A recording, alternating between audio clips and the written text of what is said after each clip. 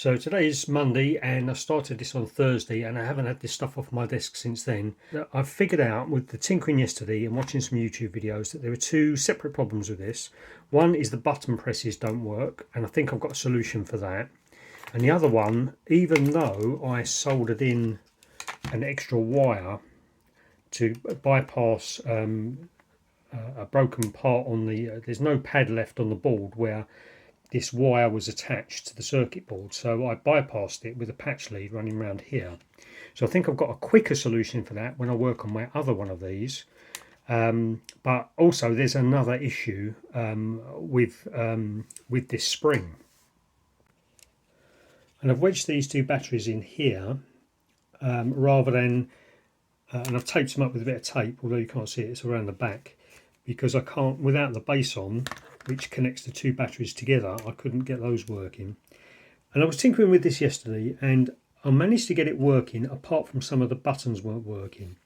So from that I've deduced that it's a power problem mainly caused by this spring. So just to explain, this wire here, this battery spring, at the bottom should be connected to a trace on the circuit board which runs all the way around and runs to this pin here in my fingernail, which goes through this board, through this board to the trace. So there's a direct connection between this spring and that pin on the other side of this circuit board. Now in the other video I've connected a wire, one of the other videos I've connected a wire at the bottom of this spring all the way around there to a pin, but on the bottom of this circuit board as we look at it now. So I'm going to take that off.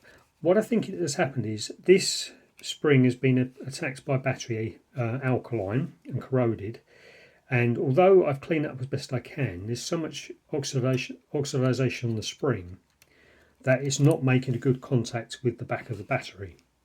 So because this is too badly oxidized to get a good connection, what I was thinking of using was this here, this spring from one of these,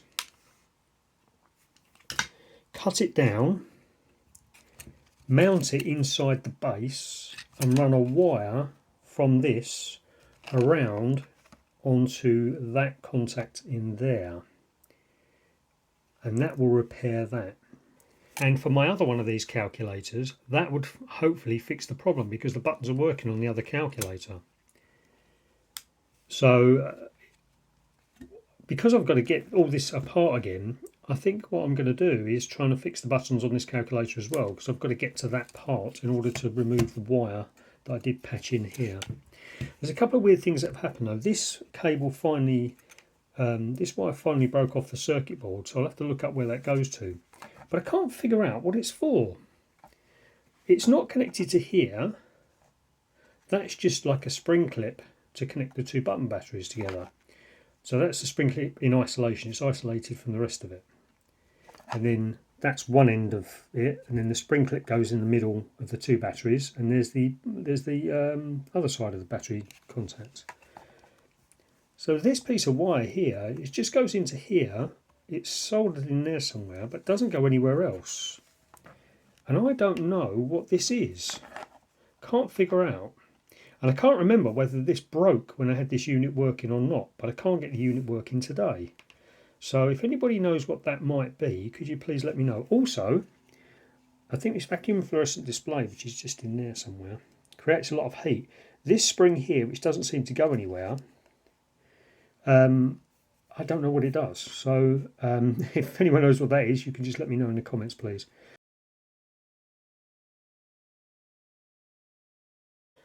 This is all a bit of a bodge. So what I've done is I've cut this down using a pair of side cutters, which has completely blunted those. And now what I'm going to try and do is fit that into there, that way up.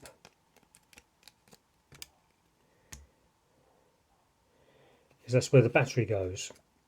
So in fact it's got to go that way up, so the spring is more central with the battery when it's in its silo. But you can't see that very well. That spring doesn't come out very far. I don't know whether I can fit a battery here. Let's try and get a battery in there.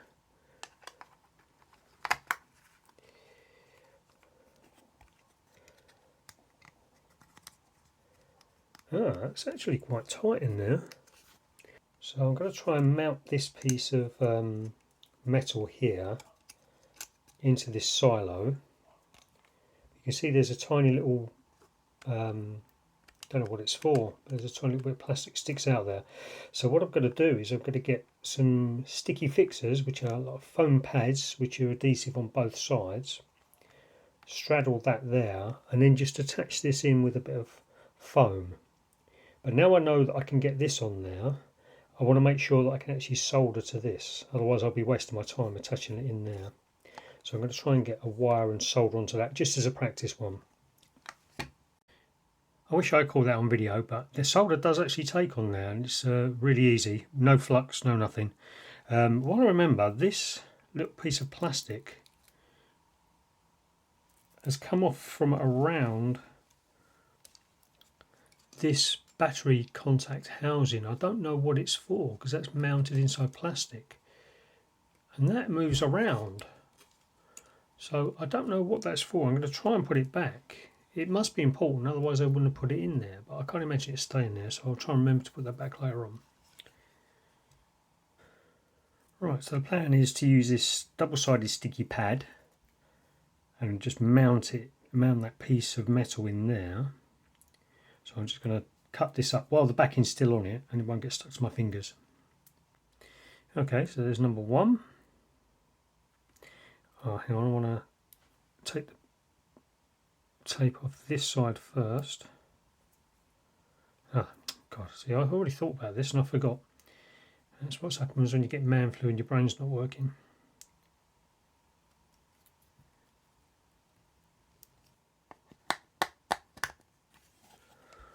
Lovely job. So just watching my own YouTube video back again, that green wire, which is attached to this plastic base underneath this, whatever this film is here, is just attached to the circuit board just there. And that's also the same place that this spring is attached to, so I don't really know what any of this does. But it's very weird. Okay, so I guess that's where I've got to put it back to. But it does present me with another problem,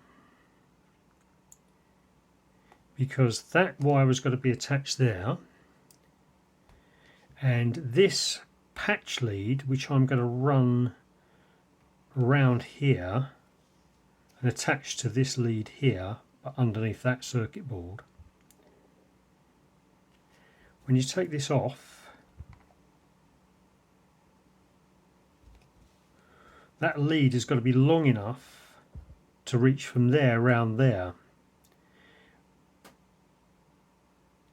But then where am I going to tuck the rest of that lead? I guess I'm going to have to tuck it in. Can't really tuck it in there. I'm going to have to tuck it in down here. So I've got to have a long enough cable, a long enough wire to run from there all the way around to there. And I'm just going to have to fold it up as I close the case down. But pleased with this so far. But the next job is to try and get the buttons working. So I've got to take all this to pieces again.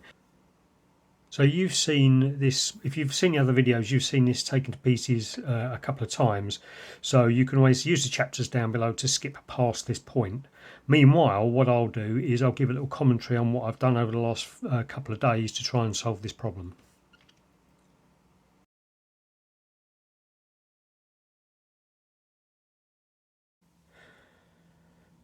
Right, so after the last two videos, I started shooting this on Thursday, started recording on Thursday, and I didn't imagine it would go on for so long, to be honest.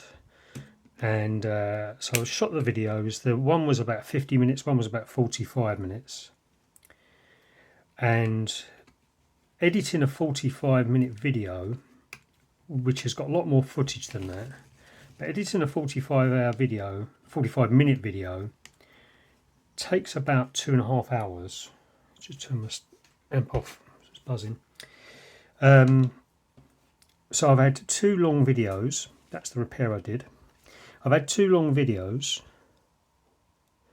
and a lot of editing, and then so maybe 2 to 2.5 hours editing. Then that is followed by about an hour of encoding, which is once you've done the editing, you've got to encode it into one long video. And on my old computer it takes about an hour. On my new laptop it takes about 50 minutes. Then uploading it. Then I've got to watch it through, and which I did while I was ill in bed actually. So watch it through and then put all the chapter marks on, so there's like natural breaks in the video where I move from one topic to the next. If you look in the description box, you'll see those listed as chapters. So I've got to watch each video through in real time, pausing when I need to write down the time code and the chapter topic. So basically that, apart from being ill and spending some time with the family, I've not really done very much since Thursday, and it's now 3:15 on a Monday afternoon, although I didn't get up till 12 o'clock because I've not been well. So it's an awful lot of time spent videoing. But what I also did during that time was I looked up, there were two that I can find, two good YouTube videos about repairs on these calculators. So I've watched those again.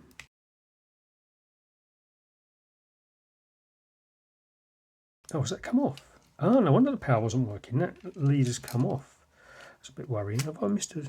No, I haven't. So, there we go.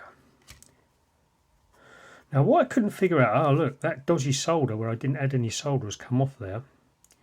Now, what I couldn't figure out, two things I couldn't figure out. One was why in the about 2/3 of the way through the first video, the calculator was working, but the buttons weren't, but the power was working.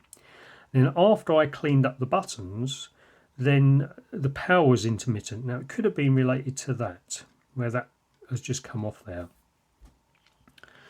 But I was fiddling about with it yesterday before this came off, and I got it working apart from the buttons. And when I took this apart for the first time, I couldn't figure out how these buttons worked. So let me just see if I can turn this over.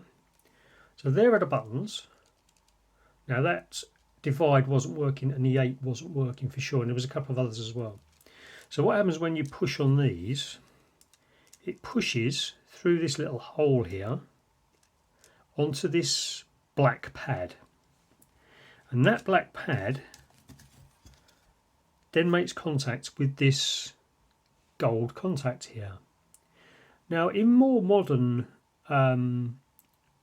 devices, like from Game Boys upwards, what happens is, let's find something to point with. You've got your trace, and then you've got a sort of like a weave backwards and forwards, which is broken or interleaved. So sort of like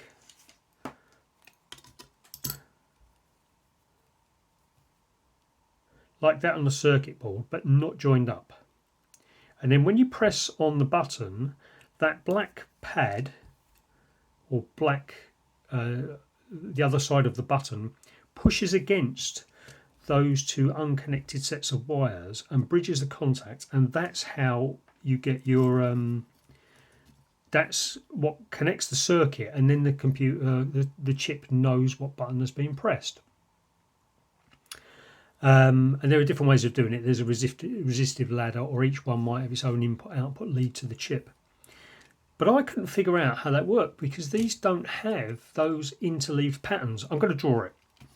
Right, so imagine this is your trace, your wire on your circuit board. The power comes down here, but it can't bridge that gap. So there's no way to join these two bits of wire up. And that's when the button isn't depressed. And then when you get your button, let's say the end of this is the button, and you push down on it, a carbon pad or some other kind of conductive material on the back of the button pushes down and makes the contact. That's what I've seen on a lot of repair videos I've watched. But that can't be the case with these buttons, because there's no zoom in a bit. There's no wires that are running around that show you the actual button at the end there. So the wire goes straight into this pad and then straight back out again. And I couldn't figure out how these buttons were working. On one of the videos, so if you look on these are the pads that are supposed to make the contact. And on one of the videos, he took it to pieces, put it back together, and then these buttons weren't working, or was it these buttons weren't working? And what happened is this pad had moved across, so of course it wasn't making contact. But what he said on there, he said that, now this is what I was going to try. Let me get my pencil. Right, so a fix for this type of thing, and I don't know how permanent it is. This is actually a pencil, not a pen. I might find a better pencil with a bigger end on it. Now these sometimes wear out. Can I zoom in there? Can you see there? There's a tiny little bit of a shiny bit where that is not matte. So this conductive material is carbon quite often, or graphite, and he did this as the fix. He drew over it. Now I'm not sure how permanent this fix is going to be, but he drew over it with a pencil, and the pencil, the ink, the lead in the pencil, it's not lead, it's graphite, is conductive, and he did that and it was good enough to make the circuit. So coming back to this, there is no interleaving on here, on these buttons, of the wires. But what he figured out, or what he said was, let's take this one for example. This is the time, one of the time buttons. See this? That's just a plastic peg, but that is a contact on the board, I think. So let's try and find that. It's going to be upside down actually. Oh, it's going to be a mirror image. Let me pause the recording for a second so I can figure this out. Actually, that was the wrong button. This one here is that's the divide button. That wasn't working. So that's the one I'm going to need to draw on. But what I'm trying to figure out, and I think I know how it works, but I haven't got it figured out yet.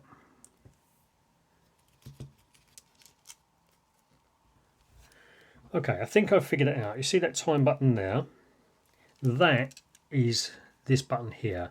And when you push it, it pushes in that little dome there, that black dome.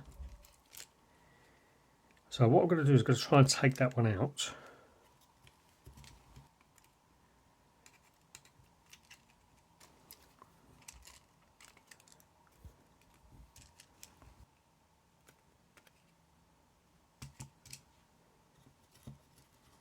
Okay, so I think I figured it out now. So this here is situated just there.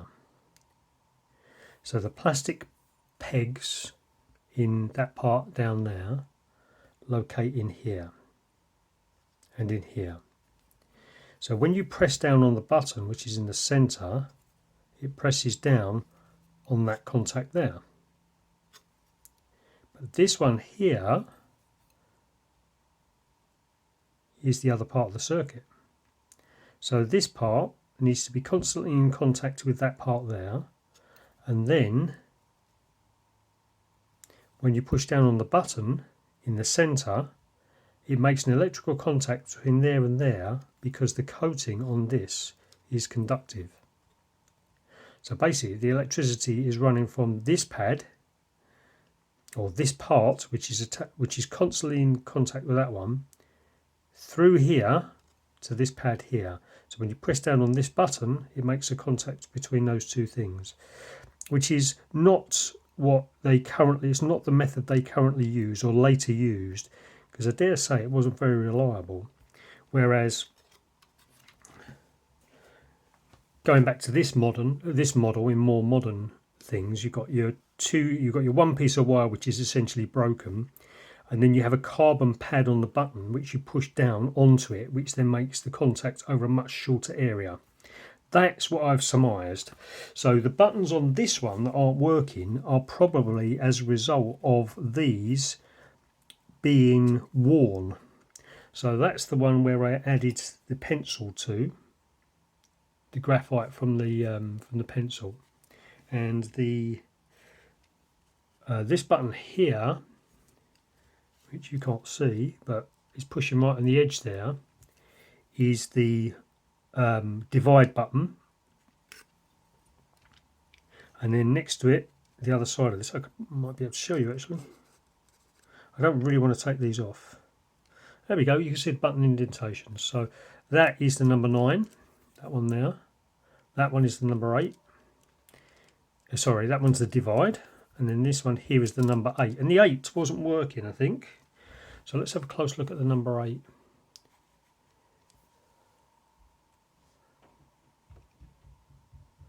Yeah, look at the state of that. Now I did clean these up. I don't know whether you're supposed to. So how far in is the number 8? Yeah, it's just there. So that's the contact for the circuit board for the number 8 key, and it's not working, it's broken. So the end of that's come off. I don't know whether that was me or somebody else.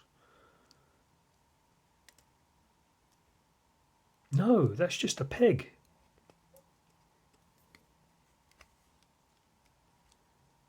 No, that's just a peg. That's lucky. So that's just a locating peg. When this locates into this, for all these to locate on. So that is not conductive. So it's just a peg. So I'm not worried about that. So that there is the contact point. That's the only contact point for this whole button assembly. So this one here, that's the contact point for this set of buttons. Now all those buttons are working apart from the one just under here, which is the divide. So these, I don't think are attached, these posts. Let me look. No. So I don't think they're conductive. So, alright, I've finally figured it out. That is in contact with the circuit board all the time. That and that perhaps is in contact with the circuit board all the time. And that one. Okay, it's finally becoming clear for me. Let's see if I can get it clear for you. Okay, the divide button and the number 8 button are the ones, two of the ones which are troublesome. And the divide button is just under here. And the number 8 button is just under here. So when you push on the buttons, it pushes this little carbon pad onto the circuit board. Somewhere around here. And this carbon pad is also in contact with the circuit board on this raised part here. So that is always in contact with the circuit board, this bit. And when you push the number 8 into contact with the circuit board, it connects, it's conductive, so the power can travel between those 2 points.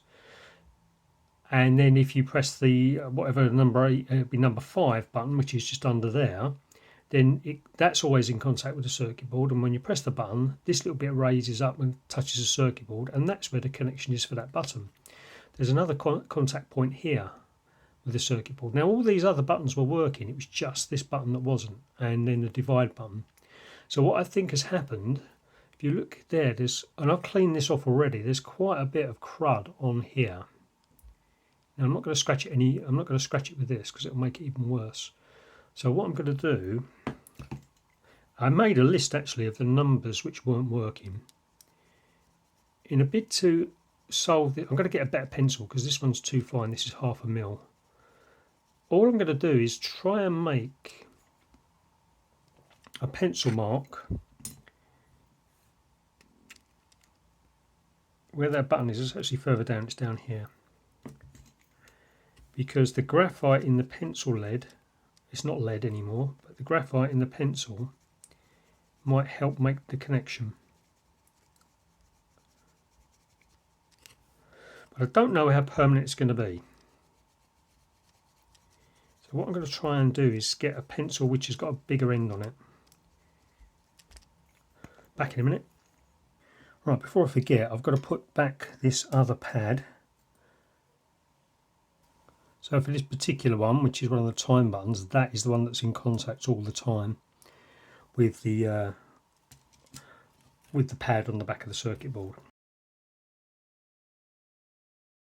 Right, so the buttons that weren't working were minus and 5 and 7 and 8. So minus 5, 7, hang on, minus 5, 7, 8. 5 is the one under 8, so that's that one there. So I wonder whether, if that one's not working and that one's not working, maybe this pad isn't in contact. So I'm just going to do that pad a little bit. That's the one that's permanently in contact with the circuit board.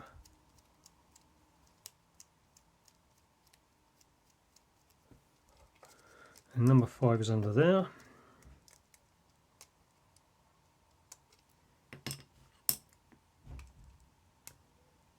Just there. Which I can see it was round there. If you catch it in the right light, you can see where the dome is.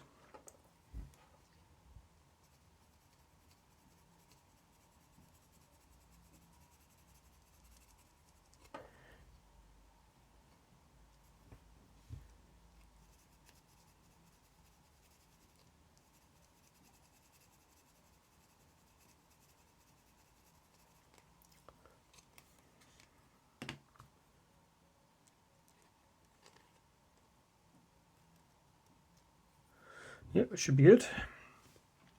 So the minus, which is this one down here. Now there's 6 buttons on this one. So the contact pad, which is there, should be fine. So we want the divide and minus. Okay, so this one down here and this one up here.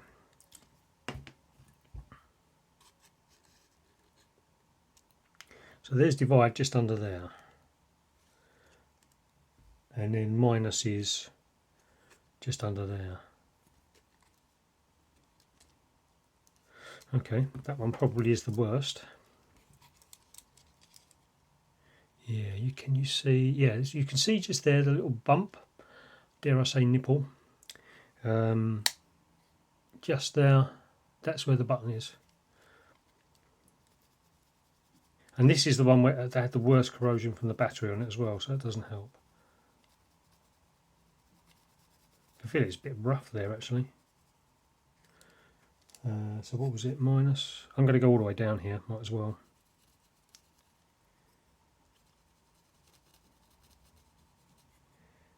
Is that button under there?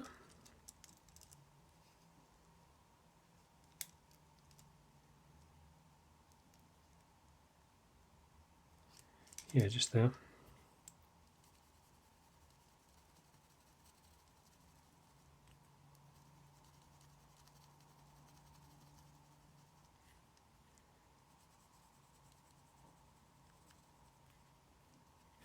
That pencil doesn't seem to be working very well, does it?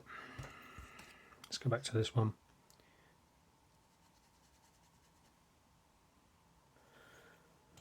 Okay, so we've got minus. Let's tick them off. So I've done divide, and I've done minus, and I need 5, 7 and 8. So 7, 8.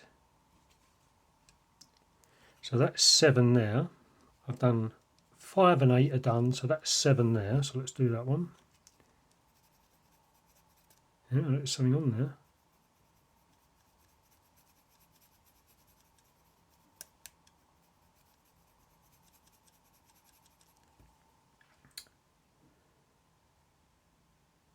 Now the ones I didn't test were the time function buttons, which are there. I'm going to lose that in a minute, aren't I?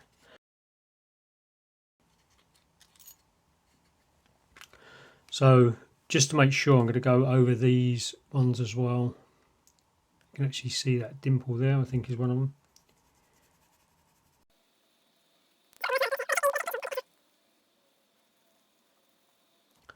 Now I know some of these buttons here for the time functions weren't working very well. Let's just locate where they are. Pretty big ones, those ones, aren't they?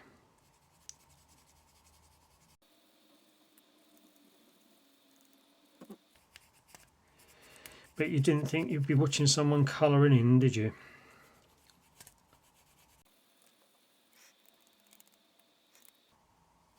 Oh, they're behind little raised posts. I wonder if I can show you that. They're behind little raised posts, so they're constantly in contact with the circuit board. Let's make sure we... Oh, we don't really need these because some of these buttons are working, so we shouldn't really need to do that on these ones.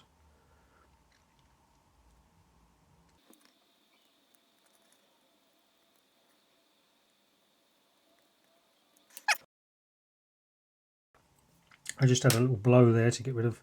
Oh, I've had a little blow and then blown them off their mountings.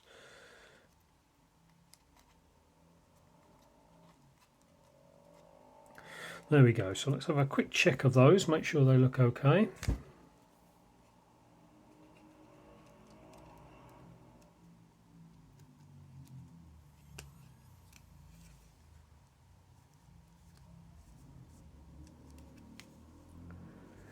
Okay, I think we're good. And we're going to put this back on. I don't know which way up it goes.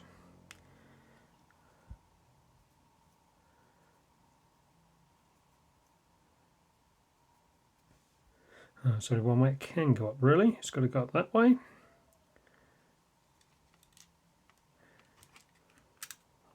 Now, unlike a switch on a mini disc, you don't really need to make sure it's located in the correct place, because that could be anywhere. Okay, right. Let's now,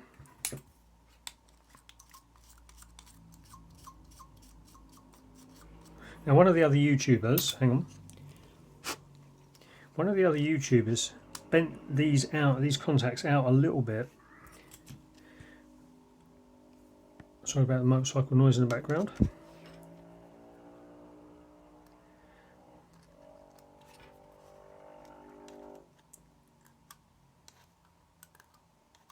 So I'm just bending those out to make sure the contact is a little bit better on the board.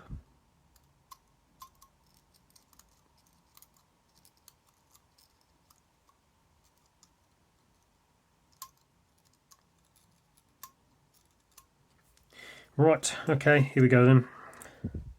So is everything situated properly? Looks like it.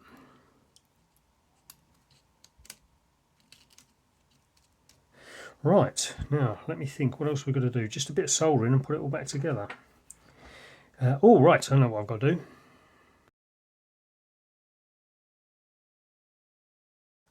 So what I've got to do now is remove this patch lead, which I was using to bridge the poor solder contact, and it was attached to here. That's already come off there. That's because my soldering is useless. So I've got to take that off. And then I'm going to remove the spring entirely because we've got a new spring that we fitted there.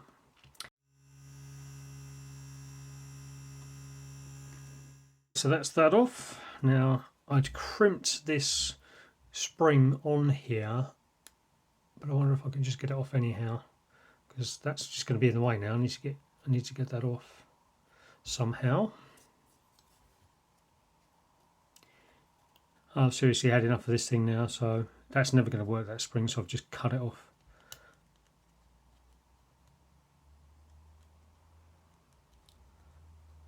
That board feels all greasy. It'll stay a bit. It's, oh, what a mess. That's what battery corrosion does. Destroys your electronics. Right, the world's smallest piece of double-sided sticky tape. I've got to try and get this piece, let's focus in. This piece of plastic was around this before, and I don't know why, but if it was there, if they took the trouble to put it on there, there's going to be a reason for it. So unfortunately the plastic doesn't wrap around, so I'm going to try and stick this bit of sticky tape on underneath here, which is very difficult to see. Oh my god, I stuck my arm to the double-sided sticky tape now.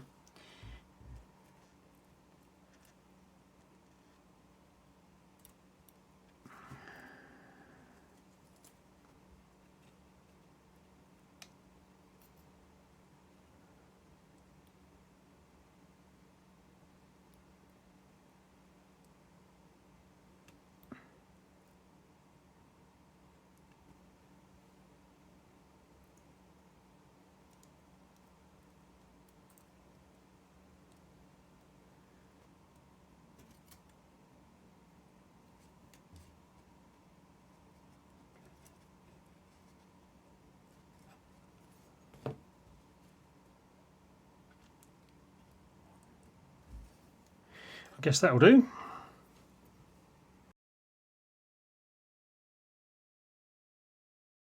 Right, so this piece of wire needs to be reattached to this piece of solder.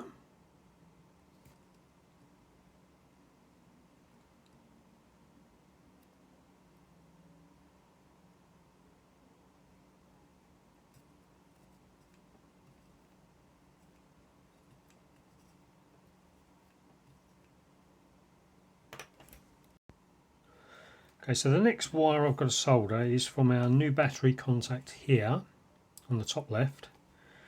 I run it all the way around here, and it's got to be attached to this pin here, either there or through there, because it's actually this piece of copper here runs from here all the way down through the bottom circuit board, and that's where it attaches to the trace. That's where it was attached to the spring originally, on that trace there. But I need a big enough piece of wire that when this is detached, because it's connected here, I need it to run all the way along here, probably underneath this metal, this plastic post here, around by the capacitors which are underneath there, and then back up here to there. I might have to nip out to the garage to find a piece of wire that's suitable. Actually, because I've used a part on here and this is no good, I might as well use this cable here, but I think I'm going to actually use that piece of wire because it's the right colour for the negative terminal. I'm going to desolder it from here because I need need as much wire as I can get in case I make a mistake. That was quick. Go on, get good at this. Right, so this has got a little bit of solder on it already, and because I don't want to bridge those two contacts there, I'm not going to add any more solder. This is where I had it attached before. Let me have a good look. Right, it is pretty awful, that there, but I hated when I used that flux earlier on. I hated it. I think what I'm going to do is just try and solder that piece of wire to there with this little bit of solder that is on the wire. Just going to try and make that contact there at sort of that angle. I'm going to bend the wire around now because I want the wire underneath this piece of board here to run down there, the other side of this peg, and then across.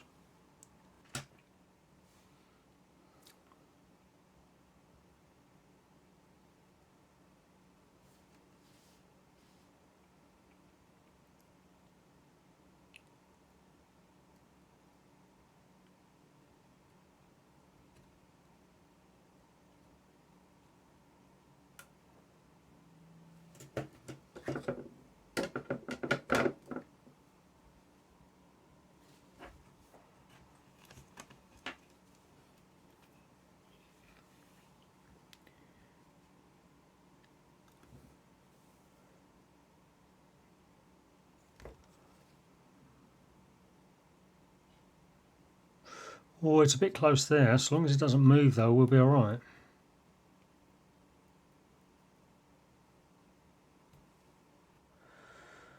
Right, so I'm going to thread it under here.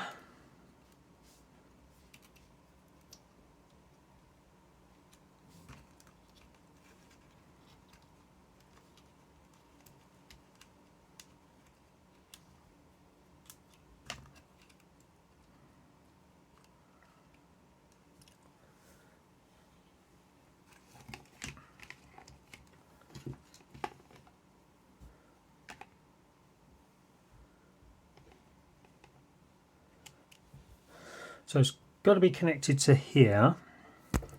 It's got to be connected to this point here. But I want enough cable that I can undo this if I need to in the future. So if I take that around like that,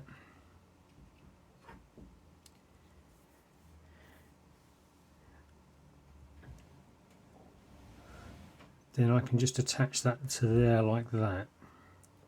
So I don't need to chop a lot of this off.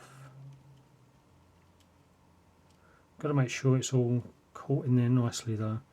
So yeah, I'm just going to chop a little bit off and then get this tinned.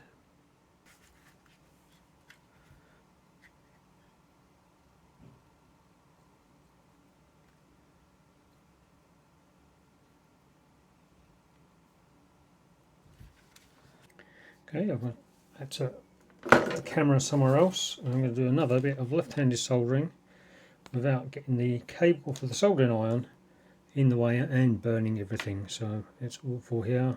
There we go.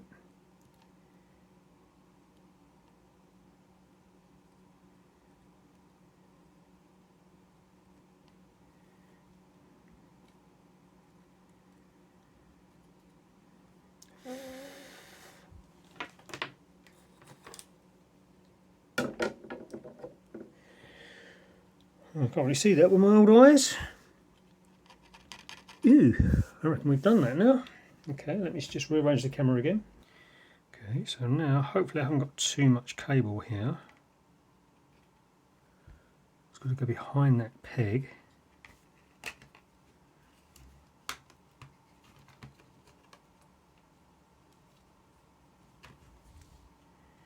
Tuck in there.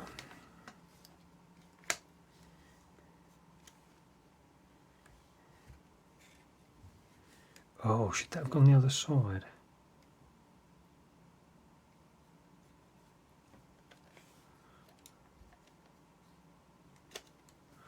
I'm going to make sure it doesn't get caught there.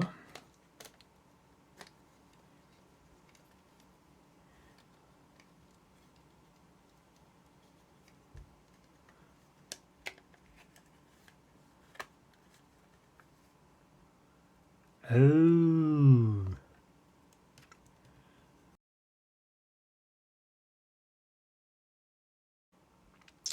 Oh no, disaster. That plastic peg there actually goes down inside the space where I've mounted the battery connector. God, is this repair ever going to end? So that... Okay, time for another think. Right, so I've got my cable out of the way now, almost. But that black peg on the lid is now directly in contact with the end of my new spring arrangement. So what I'm going to try and do is bend that back, because it is only on a sticky pad, remember? So it clears.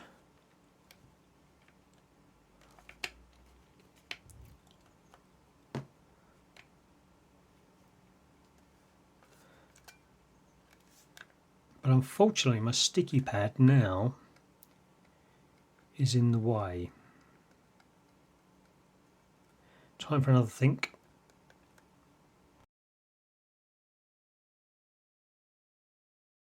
Okay, time for a redesign. So that spring there is attached to this base now.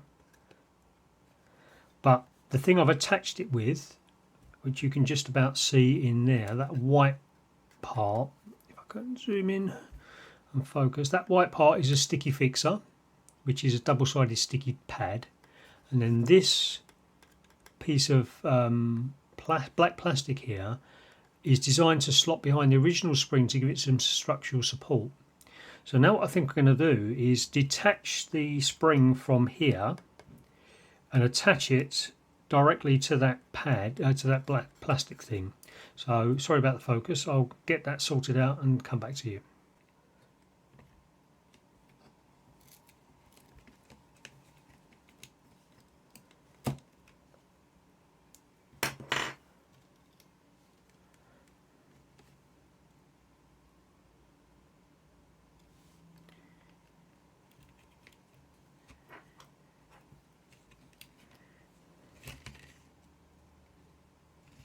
Okay, the plan now is to attach this directly to here.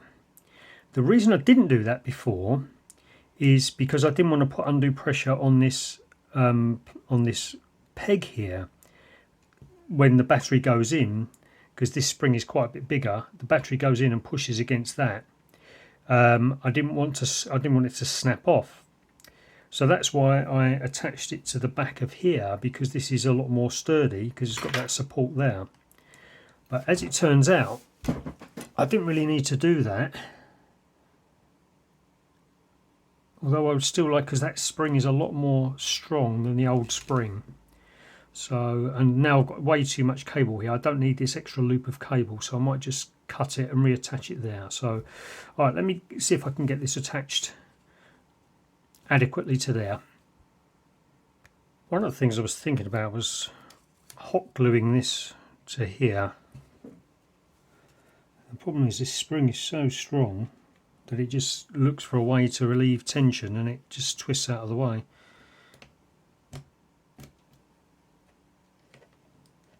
Oh, it's going again.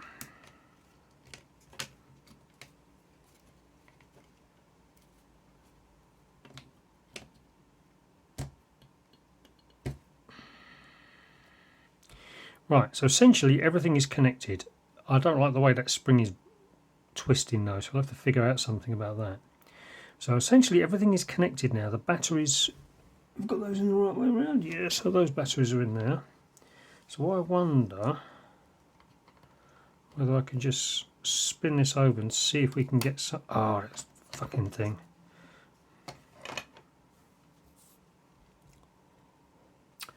Okay, sticky pad is off. It's now going to be not as squidgy.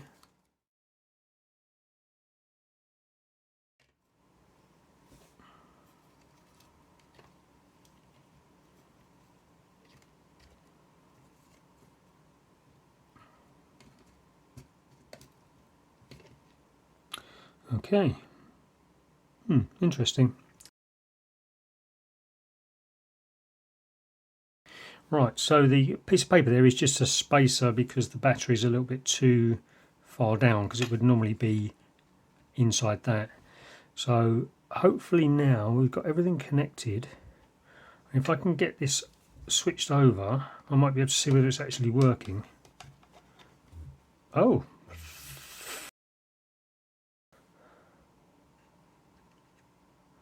No, right, 0.012345 divided by 5.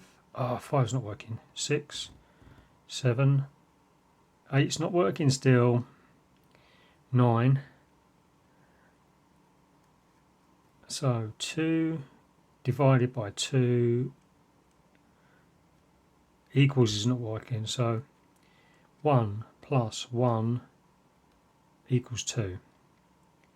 2 minus 3 minus isn't working.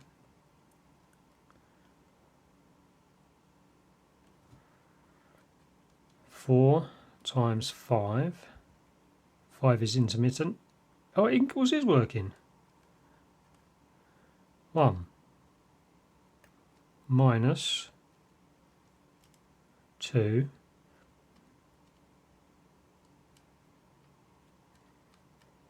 times 2 times is working. Oh, minus is working. So, okay. 1 plus 2. 1 plus 2. When I press minus, it should give me 3. Ready for the next operation. 3. So 3 minus 4 times should give me 3 minus 4 is minus 1. Okay, times 5. We've got 2 for 5. So if we press cancel once, 5. And then next time I press something, I should get whatever that sum was. Oh, minus is working. So divided by 9 times 8 intermittent minus 7. I think that's sometimes given us cancel 2. Oh, it could be power. Right, so I think we've got most of the buttons working. 7 divided by 8 is a bit hard to push. Times is working. Plus 2 equals. I think it's actually working. Let's try our time functions. So we go to stopwatch. That's our start and stop. A little bit hard to press, but it does work. And in our lap, so when you press start, you press lap and it stops it where you press lap. but it still keeps counting in the background. So that's how long the first run has taken to get around his lap.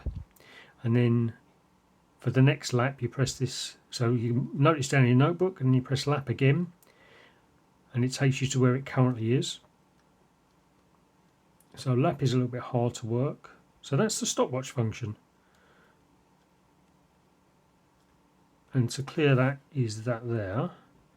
And the alarm, now we've got to do the time function. So we need to go to set 1 time 2 time 3. Oh, I don't think time is working. I can't remember how to set that. But I'm not bothered about the clock. So I think in theory my fix has worked. The buttons now are working almost perfectly, and the replacement spring from part salvage from this is working. So I'm going to resolder this on with a shorter piece of wire because it doesn't need to be so long anymore, and then stick it in with double-sided sticky tape, maybe something like that, and then try and put it all back together again.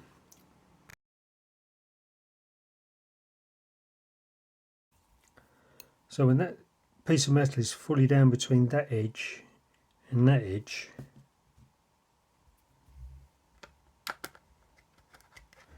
the battery is tight, but it goes in quite nicely.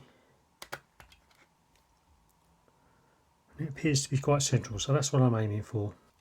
Right, so I think this is going to be final position. It's in there now with a bit of double-sided sticky tape just to hold it firm. When the battery goes in, it's not going to move around. It was only moving around because there was no silo for the battery to rest in, and therefore the spring was pushing it off centre. So the case is only done up on one end, so I've got to take that off now. Hopefully I don't knock it off. So now I've got that in position, I've drawn around that post on the sticky tape that's on there, because I need to solder this in now, and the wire I've cut it quite short, sort of deliberately, so I've got to solder that in. So let me get set up with that. So there's not lots of space for the wire to go inside this, so I've got to solder this. I'm just going to put a little bit of tin, a little bit of solder on this part here, which is where the wire's going to join on.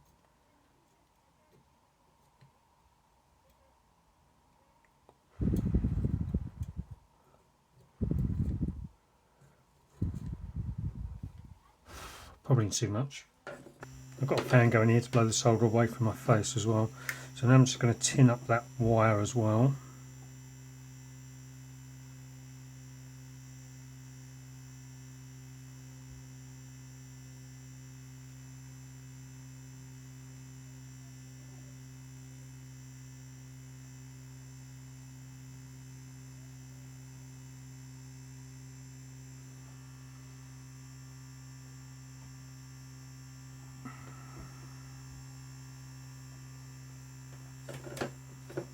Okay, and finally we have to attach these two together, hopefully.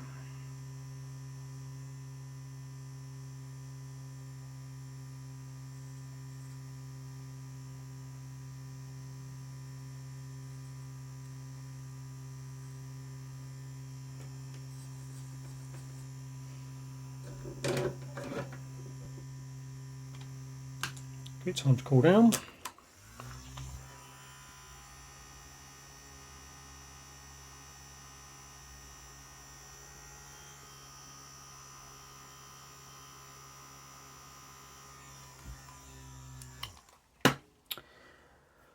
It's a nasty bit of solder in that. And hopefully, let's spin it round and I can attach it back in the position it needs to be in.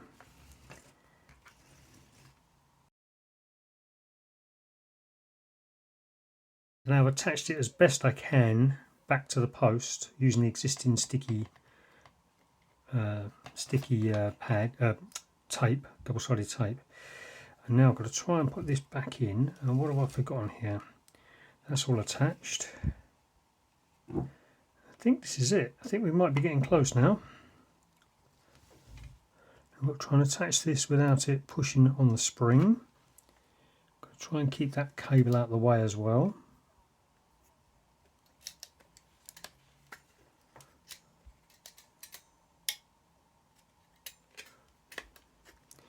Get those lined up in there.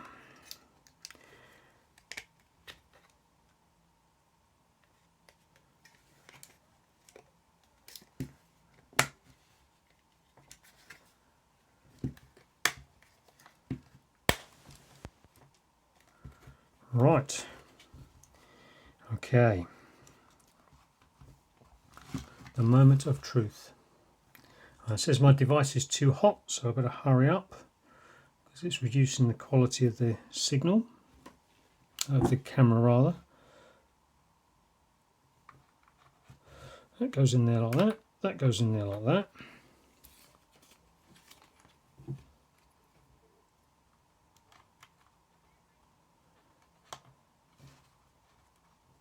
Now I've got my battery, the battery cover,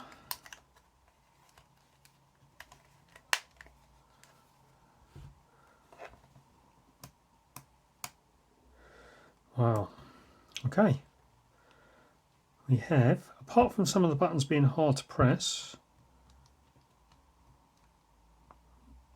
we have a working calculator. Oh, error.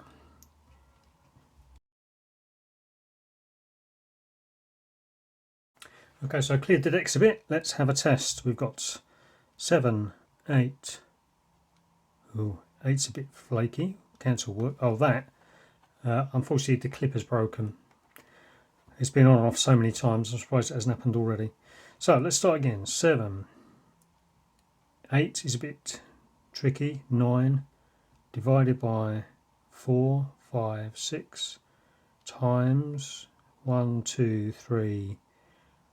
Minus 0.2 equals is a bit temperamental. Plus 3 equals is working. Maybe that'll come back a bit. 5 times 2. Yeah, it does work. So let's see if we've got any stopwatch functions. Ooh, okay, so stopwatch is working. Lap time, I have to press it quite hard, but it's working.